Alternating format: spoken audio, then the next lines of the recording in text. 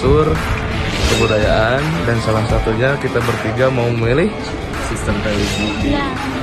masyarakat Bali di sana. Oke. Terus apa lagi?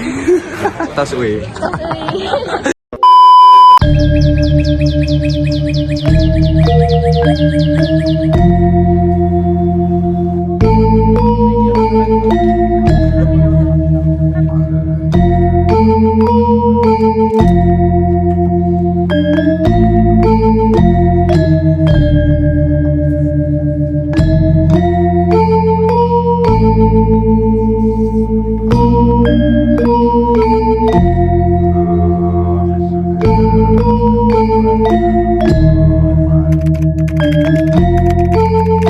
Ya, masih gini.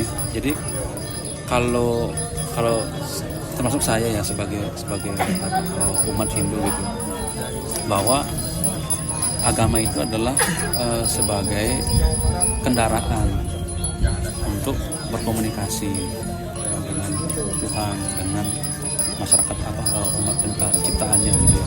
Jadi kan dalam agama itu ada tatanan dan segala macam. Jadi kita mencoba mengikuti itu sebagai atau meyakini itu sebagai jalan untuk berkomunikasi dengan Tuhan, kemudian bertemu dengan berbagai makhluk ciptaannya gitu.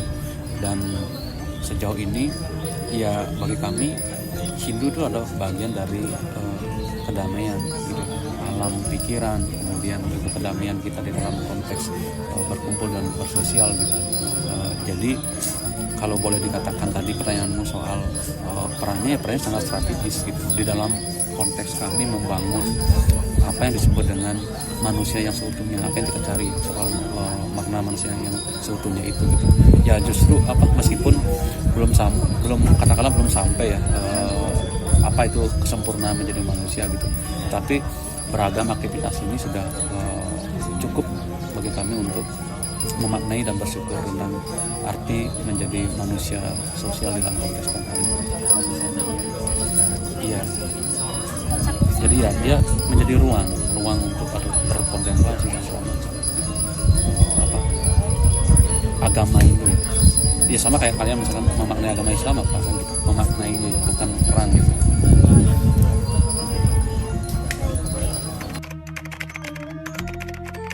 Karena kan di Hindu itu ada banyak sekali upacara ya.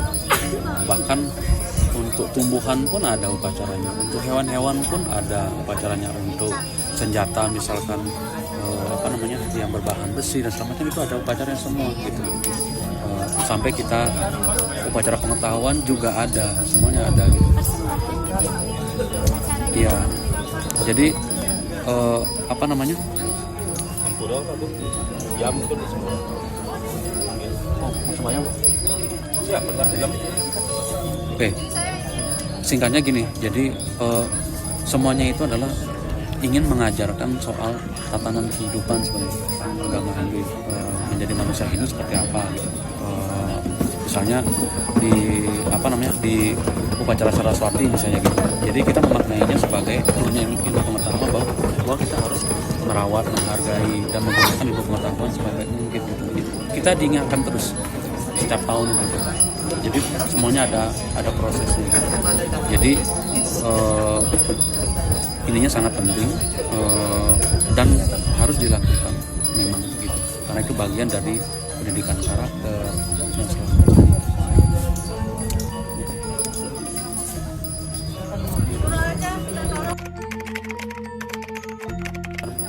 Kalau kamu tanya perbedaan paling ada komponen sajennya yang berbeda gitu. Dan juga konteks ruangnya gitu yang berbeda gitu. Tergantung pada konteksnya dari apakah upacara yadnya, pitra yadnya, manusia yadnya, besi yadnya itu macam-macam tuh. Jadi pertanyaanmu bisa meluas tergantung pada konteks. Kalau ini kan dewa yadnya ya, ketuhanan di sini. Jadi ada tuh jenis sajinya seperti apa, prosesinya seperti apa, ada runtutannya. Nanti untuk kematian misalnya fitriyatnya itu tepatnya nggak dipura di sini, jadi di kuburan di situ namanya. Sajinya beda, terus tahapan-tahapannya akan berbeda. Kalau orang nikah misalnya manusianya misalnya seperti itu, ini juga akan berbeda sampahnya di rumah, seperti itu. Tergantung pada ruang dan konteks. Yang itu apakah selalu di ini maksudnya tuh ngaben? Ngaben. Apakah selalu ngaben atau ada yang? Iya harus ngaben. Oh, Harus ngaben. Jadi habis ngaben ngeroras semuanya ada tingkatannya, tingkatan kebocorannya gitu. Ya dan semuanya memang harus melalui sudah ada pengaturan. ngaben tuh kayak dibakar, dibakar. Ya, jadi jasad badan kasar itu dibakar gitu. Nanti abunya itu dilarung biasanya ke sungai atau ke laut untuk mengantarkan perjalanan arwah. Nah ini mau persiapan sembahyang.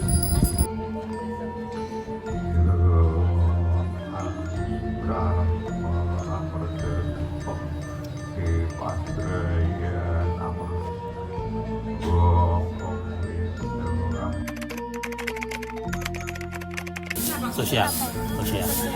Ada kegiatan arisan tiap bulan, kemudian rapat-rapat. Kita kan ada tempe-tempe ya. Di Bandung Timurnya ada 3 tempe Darmopurano daerah Ujung Berung dan sekitarnya, tempe Darmopuri daerah Antapani dan sekitarnya, tempe Siring daerah Kosambi dan sekitarnya gitu. Jadi mereka punya perkumpulan. Jadi tiap bulan berkumpul membahas tentang kehidupan, membahas tentang keluarga, membahas tentang agama, membahas tentang bagaimana kelanjutan sekolah anak. Kelompok-kelompok itu enggak hanya membuat kelompok saja. Kalau jadi satu kan terlalu besar, makanya dibagi-bagi, lebih mudah untuk mengaturnya gitu. Kalau jadi satu dia jumlahnya hampir 200 atau 300 kan, kakak kali 2 600. Tempat berkumpulnya punya. Beda dengan gereja dia punya aula, masjid punya aula nggak ya? Nggak juga kan.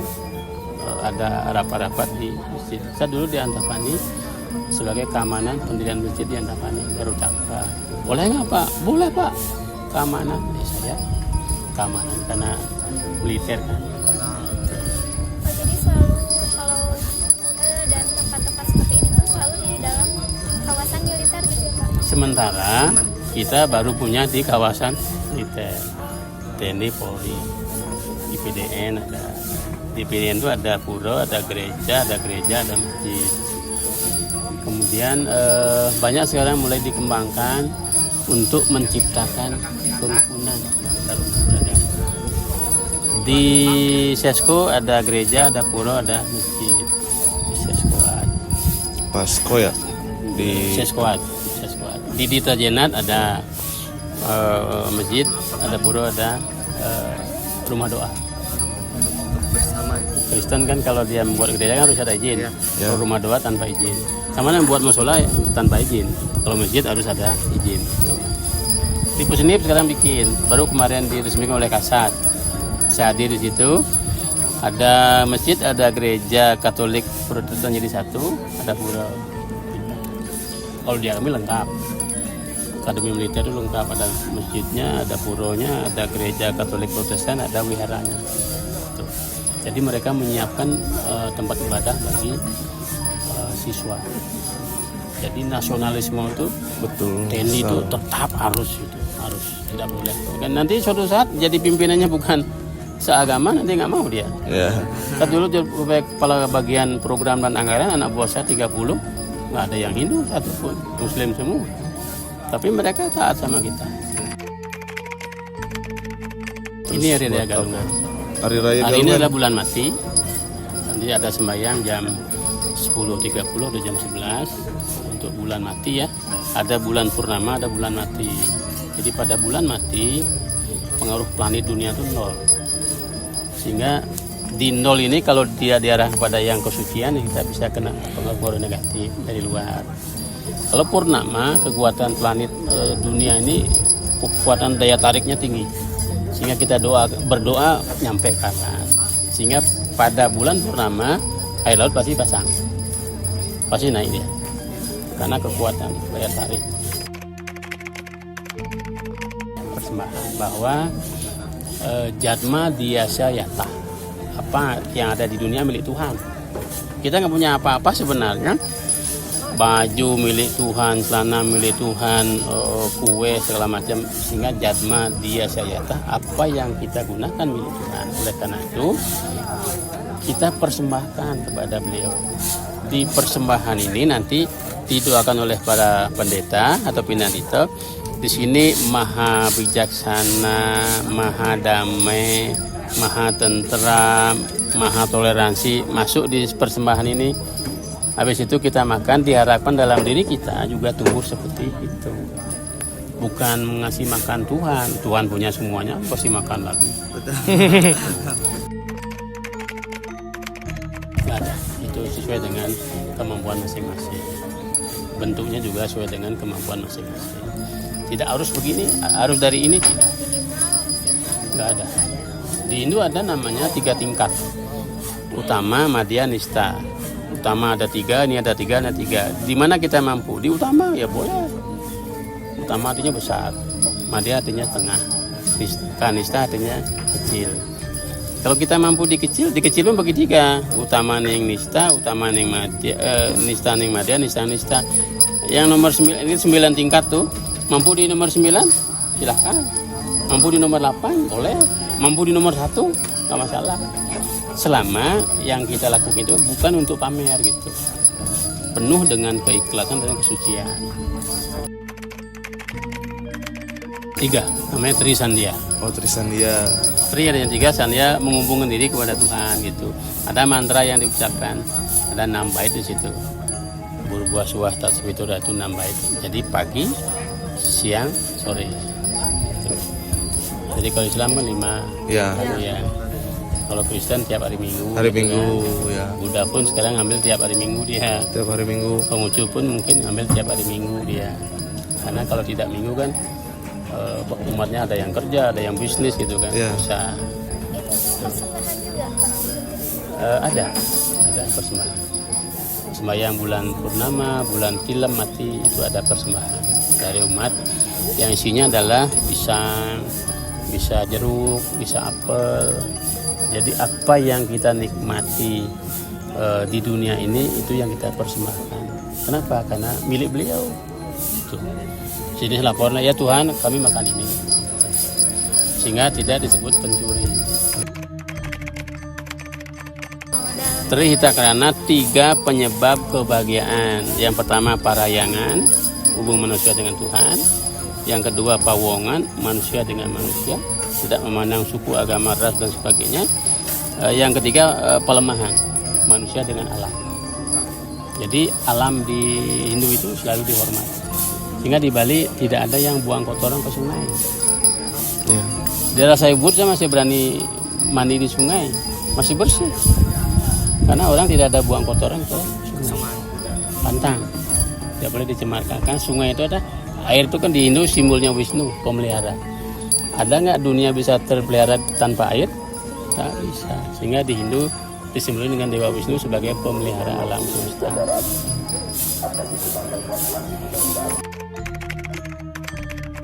Di Hindu di Indonesia boleh katakan berbeda dengan di India. Di India kan aliran kalau dia pemuja Ganesha saja, pemuja Siwa saja, pemuja Rama. Tapi Rama itu kan titisan Tuhan juga, menegakkan kebenaran, melawan kebatilan. Kemudian Krishna. Kalau di Indonesia jadi 1, 3 dewa, Brahma, Wisnu, Siwa, 3 saja.